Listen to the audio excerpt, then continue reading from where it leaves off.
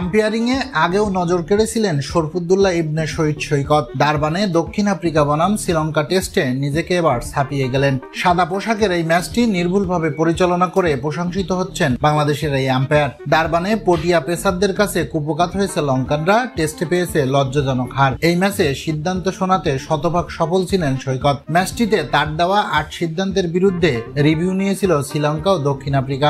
এর মধ্যে সব সিদ্ধান্তই সফল ছিলেন সৈকত। আইসিসির এলিট প্যানেলের প্রথম বাংলাদেশি আম্পায়ার সৈকতের এটি অবশ্য প্রথম নয়। শতভাগ সাফল্য সিদ্ধান্ত এর আগেও শুনিয়েছেন। তাছাড়া বছর জুড়ে আন্তর্জাতিক টেস্ট ম্যাচ পরিচালনায় নিজের অসাধারণ কীর্তি দেখিয়েছেন সৈকত। বিশ্বকাপ চলাকালীন দুর্দান্ত আম্পায়ারিং দিয়ে ক্রিকেট বিশ্বের নজরে আসেন সৈকত। প্রথম বাংলাদেশি হিসেবে অস্ট্রেলিয়ার মাটিতেও করেছেন আম্পায়ারিং। এছাড়া প্রথম বাংলাদেশি হিসেবে আইসিসির এলিট প্যানেলে জায়গা পাওয়া একমাত্র আম্পায়ার তিনি। লাল বলের ক্রিকেটে তিনি 5টি ম্যাচে আম্পায়ারিং করেছেন। এর মাঝে ক্রিকেটাররা মোট 32টি সিদ্ধান্তে চ্যালেঞ্জ জানিয়েছিল, যার মধ্যে কেবল 7টি সিদ্ধান্ত গেছে তার বিপক্ষে। বাকি 25 সিদ্ধান্তেই সফল হয়েছেন সৈকত। এর মধ্যে 2টি ম্যাচেই ছিলেন শতভাগ সফল। এদিকে ম্যাচ শেষে সংবাদ সম্মেলনে এসে বাংলাদেশি আম্পায়ার সৈকতকে নিয়ে টেম্বা বাহুমার অদ্ভুত কৌতূহলী প্রশ্ন। বাহুমা বলেন, বাংলাদেশে এই আম্পায়ার আমার মনে হয় রোবট, তা না হলে এত নির্ভুল সিদ্ধান্ত দেয় কিভাবে? প্রিয় দর্শক, এ ব্যাপারে আপনার মতামত জানান কমেন্ট বক্সে।